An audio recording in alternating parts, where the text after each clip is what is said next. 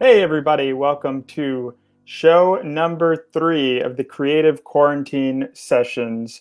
As always, I hope all of you are safe and well, and thank you for joining us this afternoon for what is sure to be a very exciting conversation. First of all, wanted to once again shout out to our composer of the theme song, Mr. Nathan Avakian, and our technical director, the man behind the curtain making the magic happen, Mr. Alan Delinka. Thank you both so much. I'd like to throw it over now to my dear co-host, Miss Caryn Novak, joining us once again live from Jersey City. Hi, everyone. Thanks for joining us. Hope you're staying safe and well. And we're really excited to have Kevin with us today. And Alex is going to tell us more about Kevin and his experience. Yep. For those of you who don't know, Kevin Adams is a designer for theater, opera, dance, and music videos. He's a 4-time Tony Award winner for his designs of Spring Awakening, The 39 Steps, the Green Day musical, American Idiot, and most recently for the Broadway production of Hedwig and the Angry Inch. Other credits on the Broadway stage include SpongeBob SquarePants the Musical, The Cher Show, Head Over Heels, Hands on a Hard Body, Man and Boy, Everyday Rapture, Take Me Out, Next to Normal, Hair, and a personal favorite, Passing Strange, which was turned into a film produced by Spike Lee. In the world of opera, he's designed work for the Kennedy Center, Glimmerglass Opera, New York City Opera, Chicago Opera Theater, and the Metropolitan Opera. His credits at the Met include Aida, Marnie, La Traviata, L'Amour de Loin, and Rigoletto. Highlights of his career off-Broadway include productions of Carrie, Rent, and the Scottsboro Boys. He's collaborated with the Blue Man Group and on new works from Tony Kushner, Neil Simon, Edward Albee, and the late Terrence McNally. Kevin brings a distinctively electrifying energy to all of his projects as his passion for light and the electric object shine brightly through it all. And we're pleased to have him here with us today. Please welcome Kevin Adams. Welcome. Okay. That was very nice, Alex. Absolutely. Well, your life experience certainly justifies that introduction. So let's start. For those, we always have some guests joining us that maybe are not working in the industry and might not have quite an idea what specifically the job of a lighting designer entails. So if you could give us sort of the essence of how you tell a story using light. Yeah, it's all like visual storytelling, and you use lighting instruments of different kinds to light people and to light the space around them, and you make compositions out of that, and you provide focus and atmosphere and place, time of day, things like that. And you just help support a text and a song to tell a story and the performer on stage. Awesome. Yeah. And going back to your beginnings, like what were your experiences as a scenic designer, and how did that lead you down your path to becoming a lighting designer? Well, I can tell you about that. Please do. Yeah. I always wanted to be in plays since I was a very young person. And I was in plays in high school, in musicals and in plays. And I had a high school drama teacher who very gently guided me into designing scenery for shows. And I started designing scenery for musicals and plays in high school. And I took to it very quickly. I enjoyed it very much. And I then went to the University of Texas in Austin, where I studied set design. I didn't study lighting, and I graduated from there, 1984. Then I went to Cal Arts for 2 years to study. I got my master's in more design for theater, set design. They also taught production design for film. And MTV was pretty new in 1984. And every artist got to make a music video at the time. And I loved music videos. And I thought I wanted to work on music videos and design music videos. So I went to Cal Arts to study, again, theater design and film design. It was a 2-year program, cost $7,500 a year is all it cost. Wow. Times have changed. Yes, I was very lucky. University of Texas cost like $150. So anyway, I moved into Hollywood, and I worked in what little theater there was in Los Angeles. And I did a lot of work in film, not right away, but I worked pretty steadily in film, drafting, illustrating.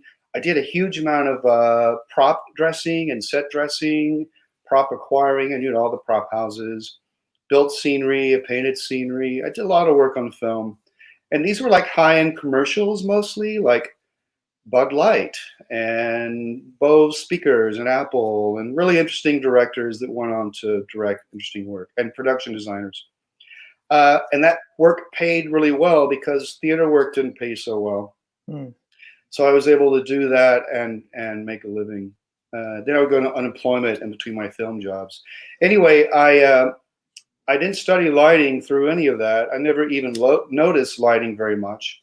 And I used to go to museums and galleries with my friends from Cal Arts who were all artists.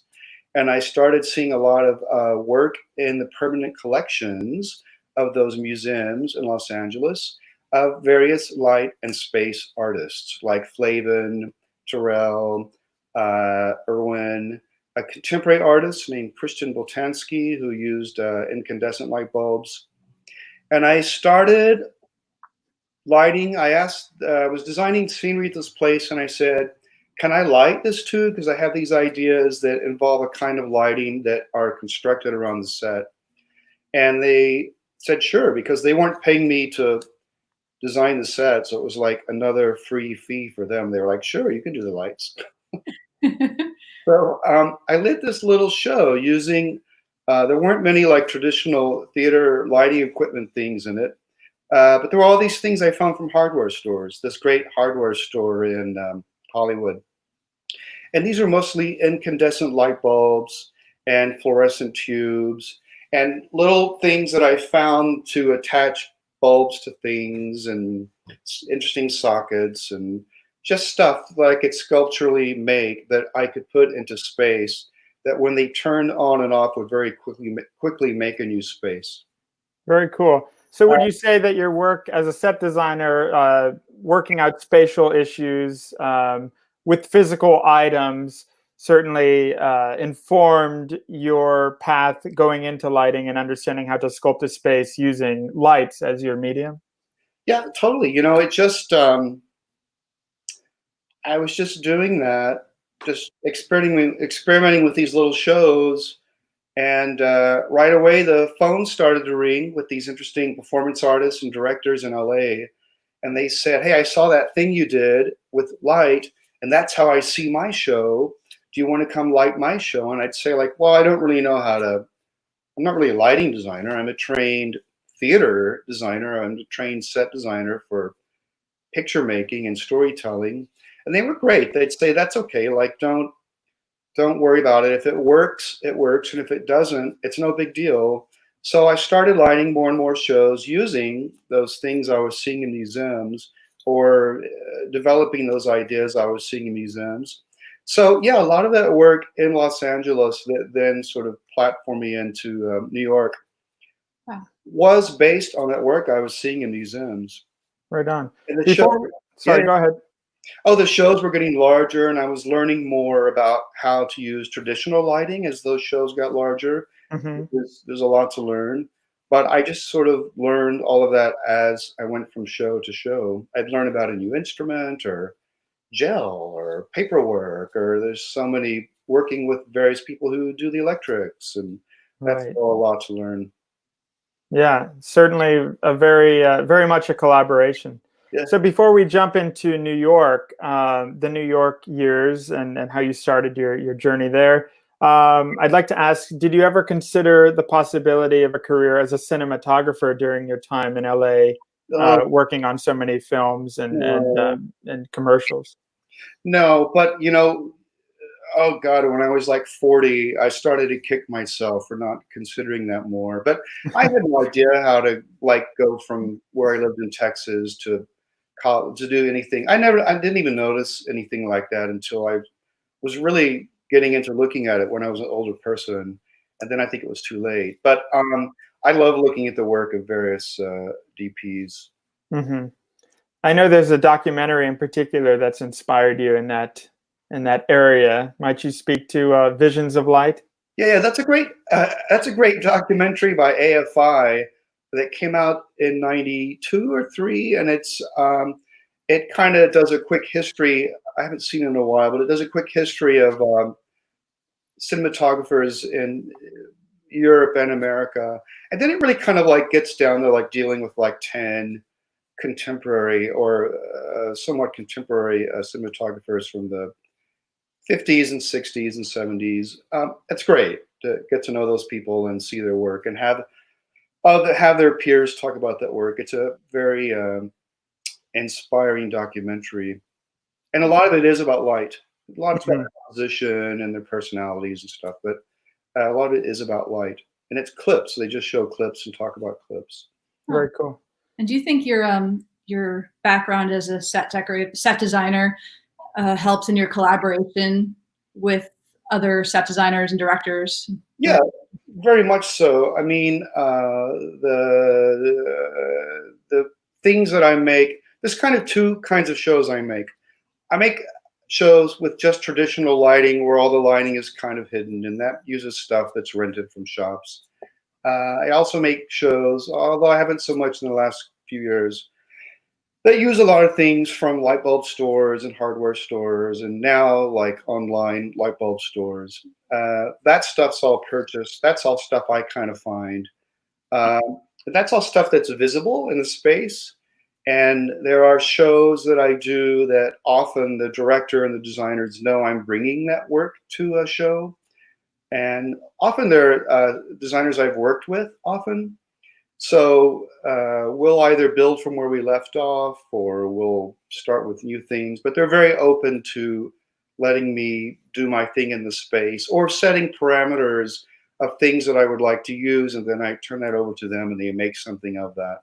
So, yeah, I mean, that's all scenery. That's all like a real thing that occupies space. So that takes a really good collaboration to make that happen. Indeed. I'd like to invite all the viewers also to visit Kevin's website, ambermylar.com. While we don't have visuals to show today, you might find some images there that refer to the projects we're talking to in this presentation today. As a quick diversion from your design career, you had another job in LA for a bit of time that I think you've referred to as one of your favorite jobs of all time. Is that right?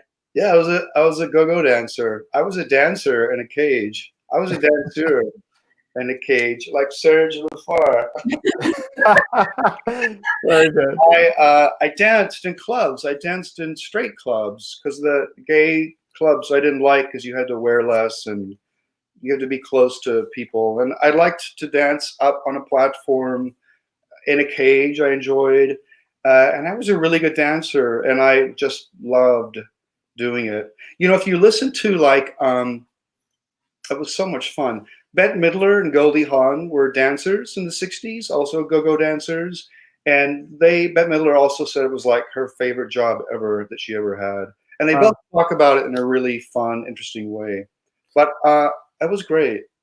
And I know that you've had some spectators that would sort of sit there all night and watch you dance, right? From below. Yeah, there were these. I didn't understand. I looked like a girl. I had very long blonde hair, and I covered my top up, and I had a tube thing. I took a black T-shirt and cut the sleeves off, then I cut it here and then sewed it to make a tight tube that wrapped around my middle area. And I wore big black cowboy boots, and I had long blonde hair, and I looked like a girl, which I was very happy to look like, or I looked like an androgynous boy girl.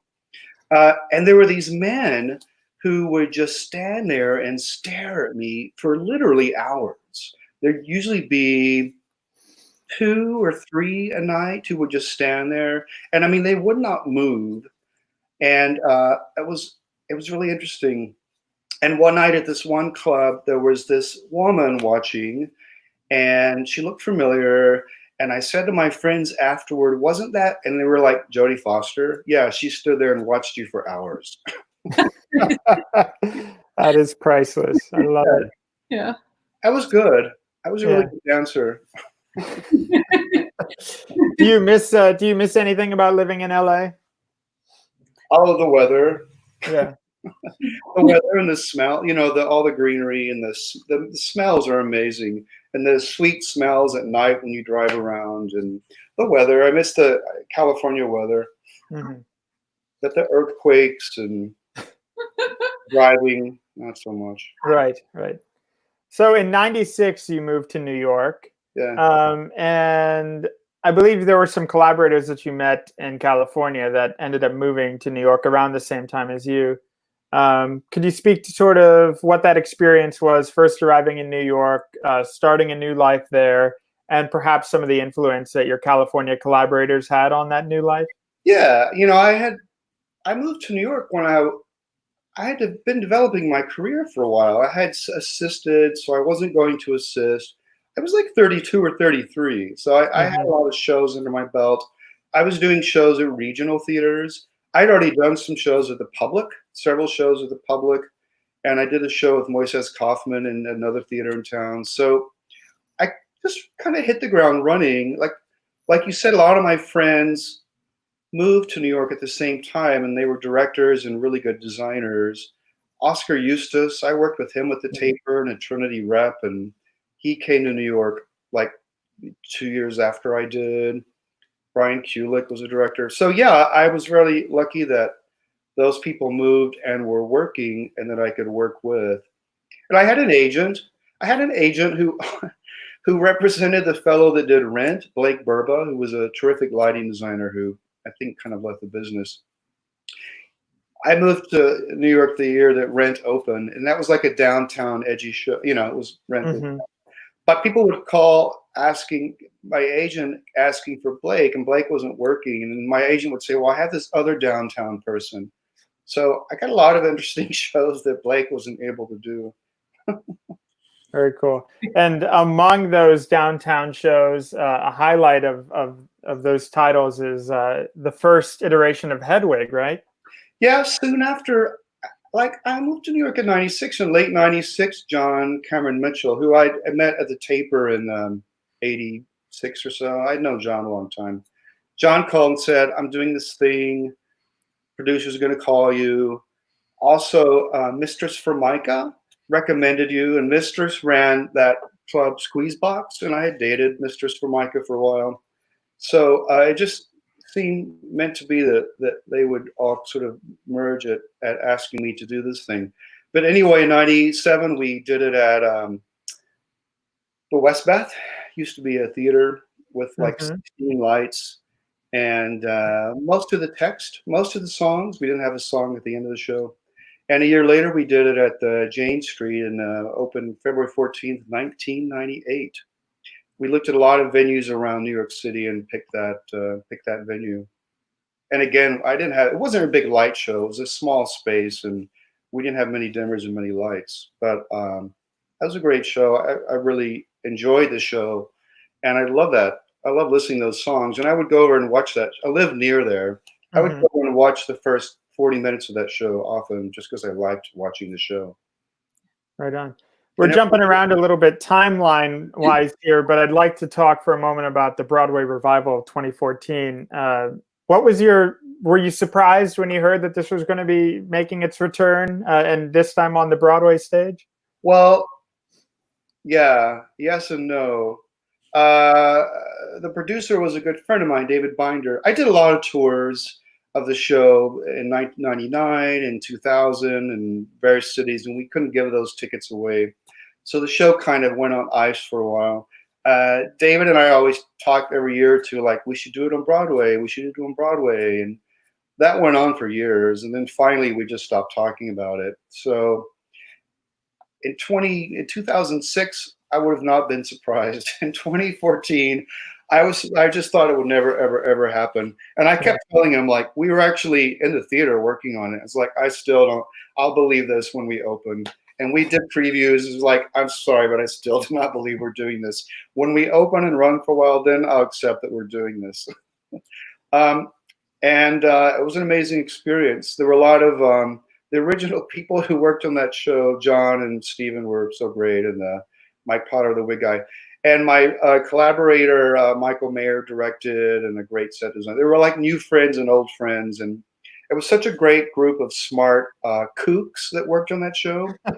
And Neil loved being with everyone, and it was a really remarkable experience. What was cool, downtown at the James Street, people think it was a great success. We sold out tickets on weekends. Weekdays, you could go in, and there weren't a lot of people there. It was always a hard sell. And like I said, in other cities, you couldn't give those tickets away.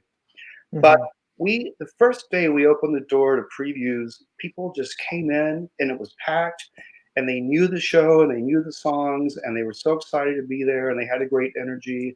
And that was just the case every time we opened the doors for every show. And that I had never experienced with that show. So that was really great. That's awesome. I was able to see the show with the friend who's actually watching today, Bob Etter, who was mixing sound for the show. So I joined him in the booth for a performance when Darren Criss was playing Headway again. It was truly a really exciting, electrifying room. The energy was unlike anything that perhaps has ever been seen in a Broadway theater. It was pretty cool. Yeah. You mentioned Michael Mayer. You've had several longtime collaborators that you return to work with again over the years, whether that's, set designers or directors, costume designers. Can you speak to the advantage of kind of forming a family that continues to revisit work together throughout the years? Yeah, it just makes work so much easier. I've worked with Michael, and I did a few shows before 2005, like every 2 or 3 or 4 years, starting in '94. So, and in 2005, he asked me to do Spring Awakening, and we've pretty much been together ever since that. And we work with different designers, but it's like a little theater company. But it's great. Like, I know his eye. We know each other's temperament. We laugh at each other's temperament. I know what he's looking at. We have a big shared culture in common of things that we grew up with looking at. And it just makes work so much easier. And it makes pre-production easier, pre-design easier.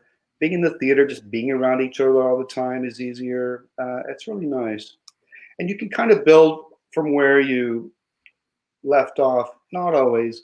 I did a lot of work with this set designer, Mark Wendland, a set and costume designer. We worked together for decades, Steve. Mm-hmm. And he would always say, like, what is it you're interested in now? Like, what are you looking at that you want to try before he started work? And another director would do the same. So I'd say, I'm really into this thing now. I'm doing this. And he'd be like, okay. And he would take that and sort of fold that into his ideas. Very cool. It really is a small world, isn't it? This world of designers. You end up sort of crossing so many different paths in a pretty short amount of time, right? Yeah. Let's talk for a moment about the show SpongeBob. Recent production, and you were with it from very early on, yes? From they had early explorations. They had some workshops before I got involved, several like developing workshops that started in small rooms and larger rooms. And they brought me in. We did a production off Broadway just for producers that was fully designed in, I don't remember what year or decade that was. It was a long time ago. And yeah, then we went out of town and eventually got the palace. And yeah. So with something like that, sorry, go ahead. Yeah, but they had developed a lot before I got involved. So there was a whole layer of my thing once I got involved. Mm-hmm. And Something like that, which has a very specific. Sorry, Karen, I cut you off. With the video, there's always a little delay. So go ahead. Okay. Go ahead, Alex. It's okay. You're on now. All right. Now, I was just going to ask you a little bit about American Idiot. I know you went with a different type of look, a more elegant look over the big rock show type of look. And what was your inspiration, and how was that experience? Oh, it was an amazing experience. It was a great cast of troublemakers and great music, and again, Michael and Christine Jones. I kept saying to Michael and Christine, SpongeBob, I came in kind of late, and they had been developing what it looks like and everything. And I came in sort of after a set started to be formed and ideas. Shows like Spring Awakening and what are we talking about? American Idiot. Those and the Cher Show. Those things I'm in from the first minute of the first meeting. So I said to Michael and Christine, I feel like, because we had just done Spring Awakening with all this stuff in the house, and there were a lot of shows then that were very environmental. And I said two things. I said, I feel like this should not look like a rock and roll show at the Madison Square Garden with all this stuff. And it should be like going to the Metropolitan Opera and seeing like a piece of rock theater. Actually, kind of had in mind the Who did Tommy there in the early 70s. And I love the idea of seeing Tommy by the Who, like the good Who, really great. Period. And then this beautiful room, this big, beautiful, elegant room. So that's what I thought American Idiot should look like. Really clean, not a lot of stuff out front, which is similar to a opera plot. And the other thing I said was, in reacting to all these things that were going on around the audience in the theater, I said, our show should just completely come from within the proscenium. There should be nothing outside the proscenium, and all the energy and all the visual life should come from within the proscenium frame, because I thought people would be expecting that we would do this other thing. Right. Well, it was very striking, and the use of the classic red theater curtain was particularly exciting. I think it's so rare nowadays to enter a Broadway theater and actually see was it the house rag at the St. James that was used? No. I think that we very deliberately I kept saying, like, this should be like an opera curtain, and it should look like going to the opera. And I kept pushing for, like, at the beginning it like went out really, really, really slow. Yes. I just thought it should have the formal framing of going to see an opera. That's great. Well, it was pulled off beautifully. Yeah. About inspiration, when you're starting a project like something like SpongeBob, which has a very established visual aesthetic, the traditional, the cartoon, and then something like the Cher Show or American Idiot, where you have a catalog of well-known music. Yeah. How do these sort of established conventions of what that brand or idea is influence your research when you are coming in to kind of add your own artistic flavor to the work? In different ways, like SpongeBob, certainly I spent a lot of time looking at the show. American Idiot was kind of its own story, so I looked more just at rock spectacle, and we would go look at signs in Times Square and advancing technology in Times Square, because I thought that our show should relate to what's going on in that theater district in spectacle. So to me, that was Times Square signs and other things. And then a show like Cher, that's set in a period. I spent a tremendous amount of time looking at and enjoying looking at variety shows in the 70s, from the early decade to the super excessive Tawny and Marie show late in the decade, which is mind-blowing. Just layers and layers and layers and layers of glitter excess and reflective excess. In different ways, though, Spring Awakening, there's not a lot to react to. Although I live in a house from 1845, and in it I have all these sort of very contemporary light sculptures. And when I heard the music and read Spring Awakening, I was here at the house, and I thought that is exactly what this show is. It's stuff from 1845 combined with these contemporary light sculptures from the 21st century. Very cool. Which I later, just once we decorated it all, I was like, oh, we've kind of made a Cracker Barrel. Really true, but it's like you go a long way to make something that already exists. Well, Karen and I were treated to a quick peek inside a collection closet of yours this morning. Oh.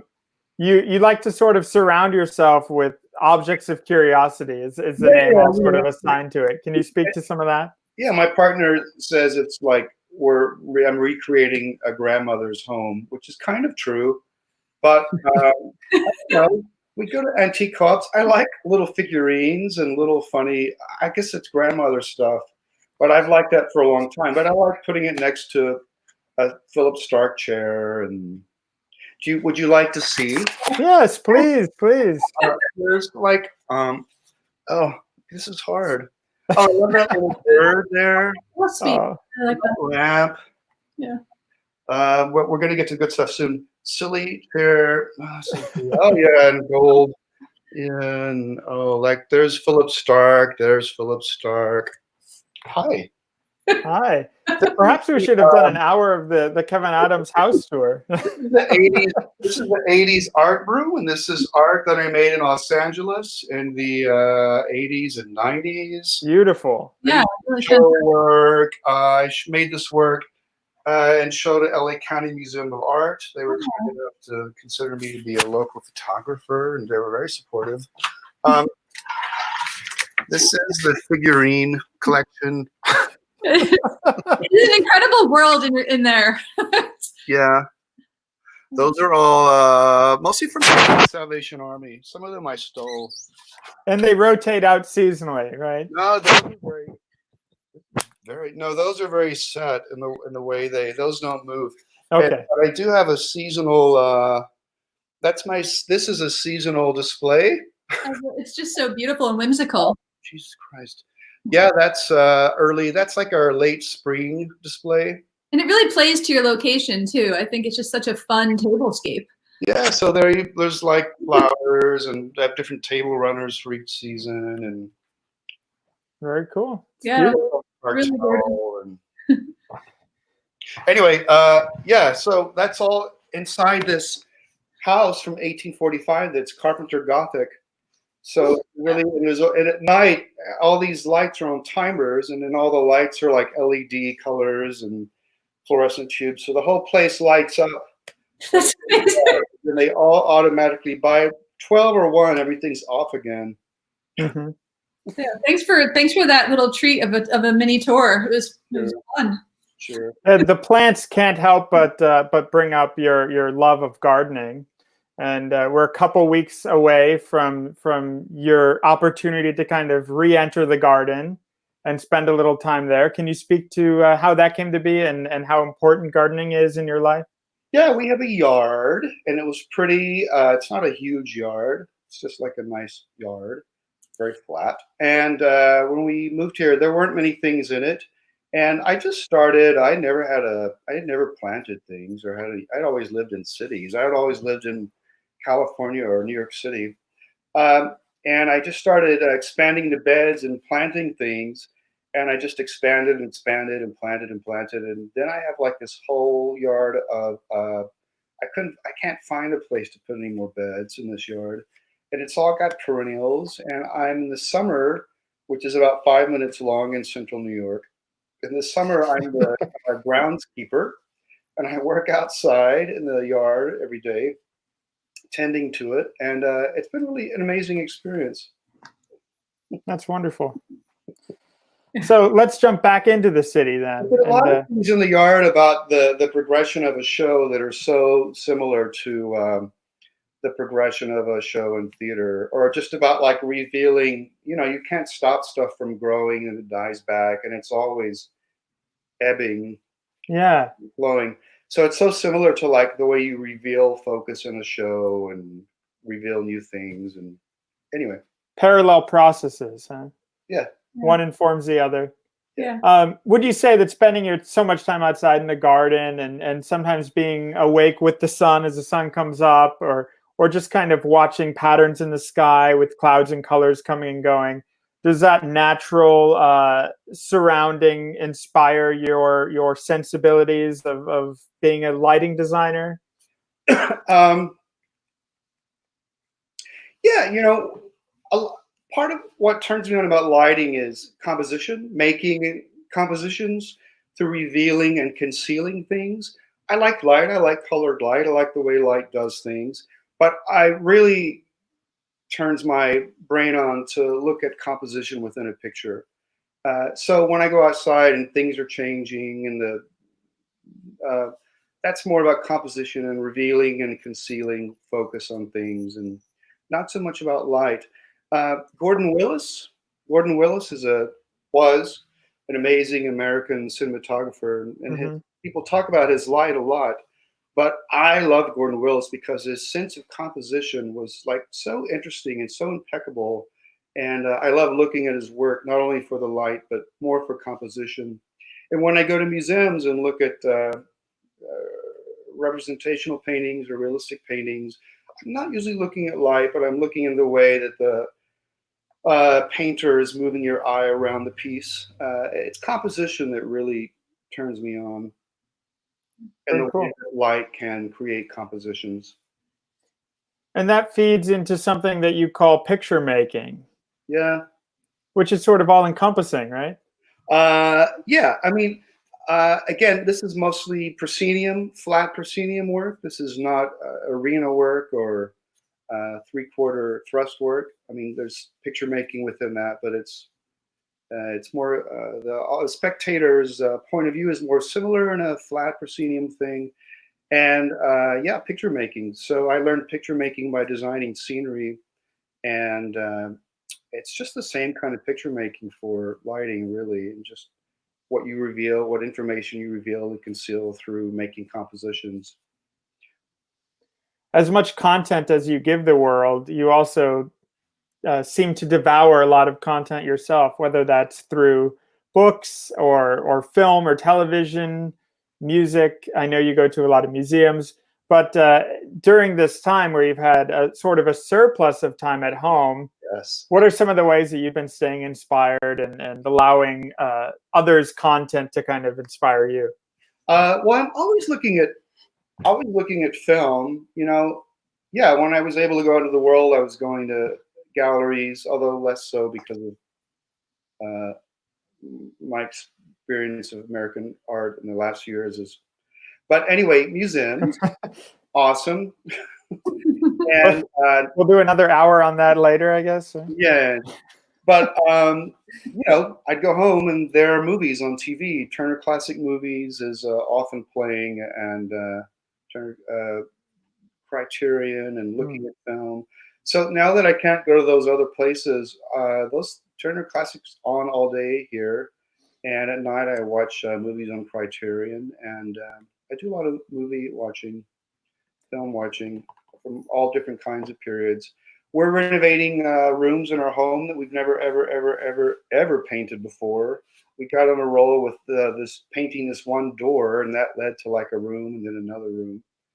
Uh, these rooms are like just primed white. That's keeping us occupied and Yeah. interested. But soon we'll be able to go outside and look at stuff. But I look at film a lot. I look at film when I read about the people who made the films and what Hmm. other films they were making during the period they made this film, and all kinds of things about that. Not only cinematographers, but directors and writers and producers, and yeah. It is a wonderful sort of rabbit hole to go down, you know, the cinematic rabbit hole of piecing different individual artists together and learning who collaborated with who on what. Yeah. And you start to notice these sort of patterns of storytelling with certain artists. That's pretty exciting to kind of hone in on, wouldn't you say? Yeah, or these amazing craftspeople, directors, or art directors, or cinematographers who came from Europe to work within the Hollywood system and brought all, Fritz Lang had done Metropolis and then came to Hollywood to make more films. But all the ways, not the ways he was working, but his aesthetics of those early films, they're present in those Hollywood films. Some of them went back and made work again. But yeah, it's really interesting where those people came from. Yeah. One book you and I were talking about yesterday that I just want to take a moment because I love this book so much. I want to share it with all of you at home.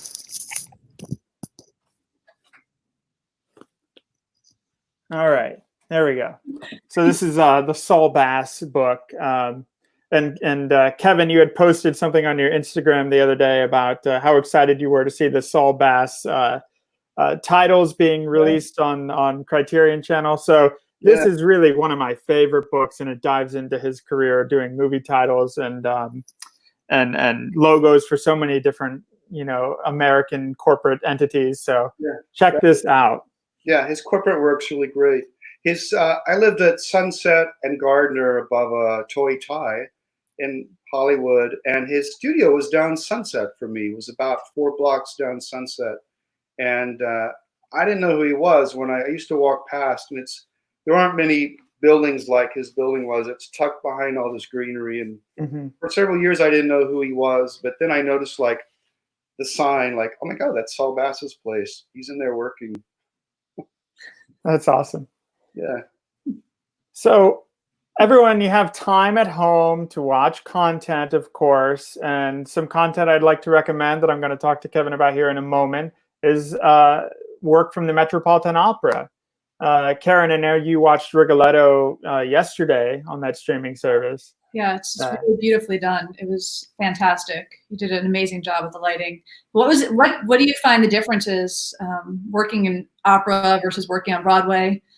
Oh, well, scale of so many things, scale of the space, scale of the theater, scale of the work itself, an opera with 60-piece orchestra and these big voices is certainly different from a musical.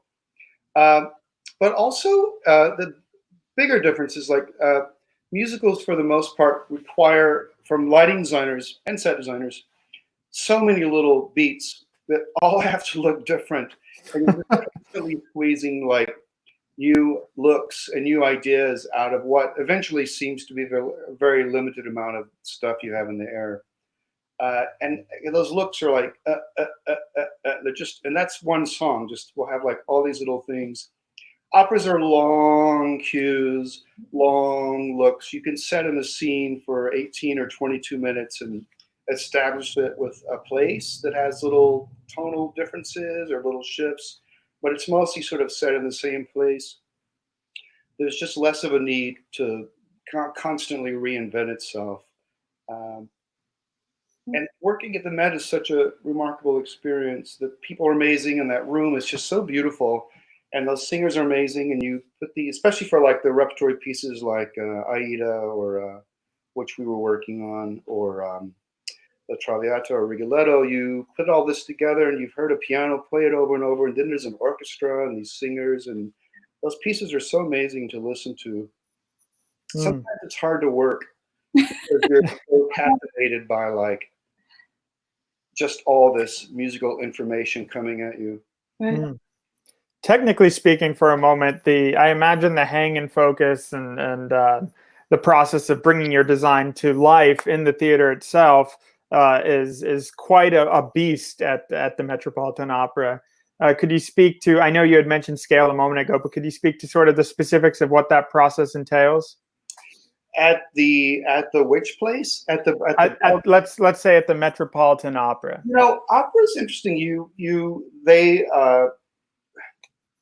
The lighting department there encourages you not to use very much because they don't have a very long turnover time.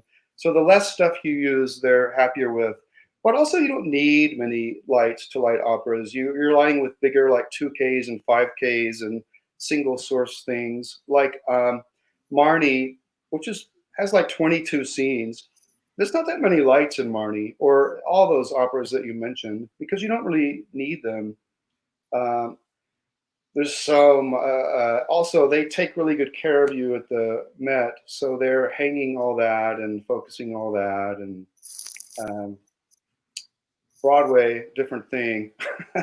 That usually there's 200 to 300 and something units. There's a lot more stuff. Crammed into a significantly smaller space, right? Oh yes, crammed. Crammed is the word.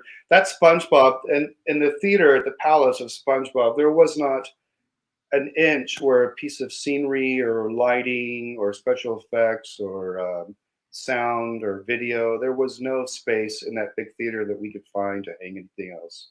That's Wow. rare, but there's a lot of stuff. Yes.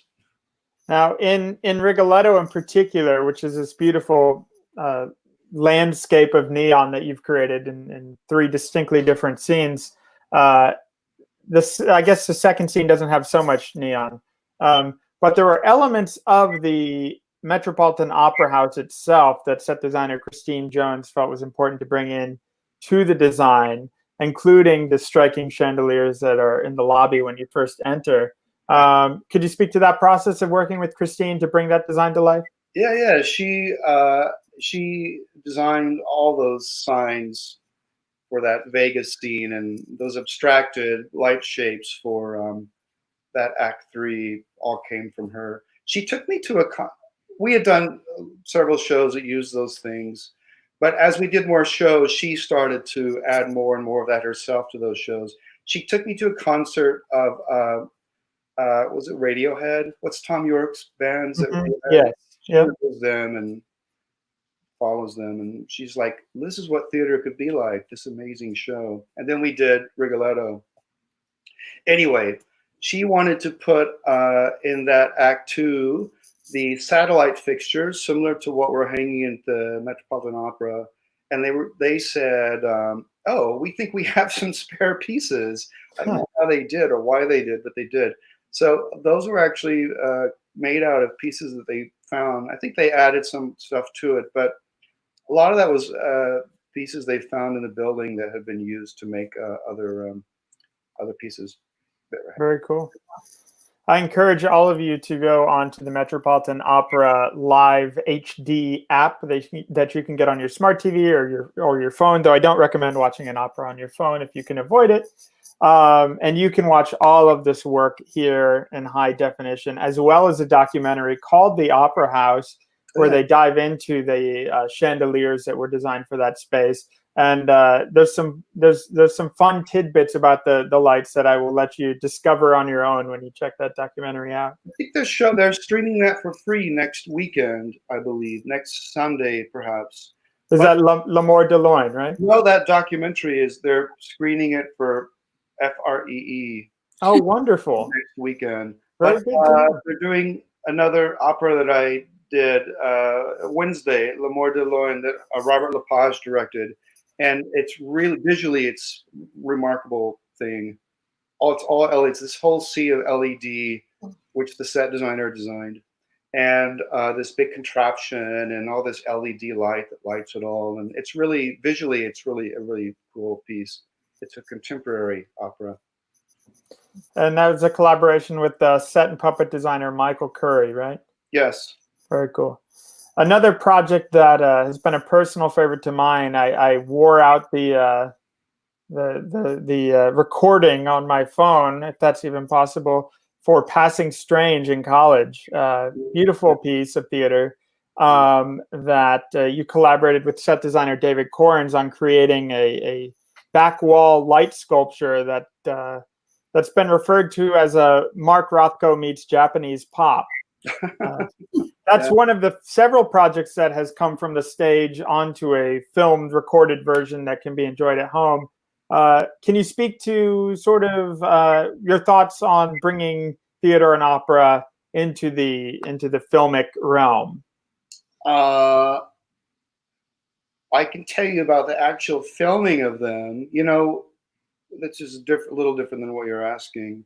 No, that's totally fine. Those things onto film is that they're not on film anymore, which makes it so easier for the lighting designer. I lit a Janet Jackson music video. I lit some things for 35 millimeter in Hollywood before '96, and I wasn't trained to light things for film. And when you light things for film, actual film, they don't look like what the eye sees. Mostly, they don't. Also, at the time, no one had little video monitors, or there would be one. It was a different Mhm. time. And the DP was great. He would explain to me like, now remember, what you're seeing is not what we're going to see on the film. It's going to, he would show me a little piece of gel, and I kind of understood those things. I didn't really, because I didn't have a lot of experience, and I just. But digital capture is so much like what the eye sees, and Passing Strange, uh, and SpongeBob. Those things are and these things at the Met. There's not a lot of modification from what the work I've done is to put those onto digital. They do a little brightening at the Met. For Passing Strange, I thought there'd be some person who shows up who would change things, and they didn't change a thing. I think I added a follow spot or two for the days that we shot that. But Mhm. they didn't change a thing, and it looks great. How they balanced all that, I don't understand. Yeah. It's much easier, and and now everyone's got a little video monitor, and it's much easier for me to understand now what it is that's being captured. I lit a big Super Bowl commercial a few years ago. I lit a HBO Mildred Pierce movie, and all those things again were on digital, and that I can understand a lot better than film. Right. The impermanence of theater, is Yeah. that a blessing or a curse? Oh well, I don't know. I did all those big shows in the mid 2000s, and I don't know. I feel like eventually everyone forgets all these things. Um, it's fun doing film because that never goes away. That's kind of a curse. It's exciting because people come through the door and they have attitudes about what they're going to see, and if they're excited about it, that's really cool. It's very much now, but a week later they're seeing some new thing, and the week after that they're seeing another new thing, and all those memories get, they slowly drift away and are forgotten. Maybe I don't know. So many theaters around the world are, of course, quiet and have been for a couple months. Yeah. So, how do you feel about the future of the industry, and what is your hope? Well, my hope The is that big question. yeah, my hope is that people will want to come back into theaters, movie theaters or theaters, anywhere. And then, New York is a different thing. Like, will people want to come to New York, the global ground zero of COVID-19, take the family to New York City? Will they want to will they want to come to New York? Will they want to pay to come to New York? Can they pay to come to New York? Will they want to go into a theater? Can they pay the prices for those shows? And so many of those shows are tourist supported now. There's just a lot of ifs involved in commercial theater in New York City. There's a Mm. lot of ifs involved in any theater on the planet. So what's it going to be? Hard to say. It is indeed. But it's making people uh, it's making people react to what's going on around them now. That Saturday Night Live, like the first week was kind of spotty, and the second one was really interesting. Like it was bringing the best out of people. People, I think, were expressing who they are more than usual in a really Hmm. interesting way. Perhaps there's some sort of future in art actually representing people's lives in this country, which no one wants to see. Hmm. Well, the Public Theater did a beautiful play from the Apple family um, that Richard Nelson wrote, Yeah, yeah, and that was it, and it took place on Zoom. yeah, And that kind of work, I think, is actually really exciting new chapter that will come out of this. yeah. And hopefully, as you mentioned before, a little more compassion and humanity in general. I think I've been told I'm crazy for saying this, but I think this is sort of a period of global meditation in a way. A chance to reset. I don't know if that resonates, but it's Yeah, there's something to that. yeah. I mean, who am I? Where do I live? Where is my home? all those things. You can't avoid those questions now. The great Uta Hagen questionnaire.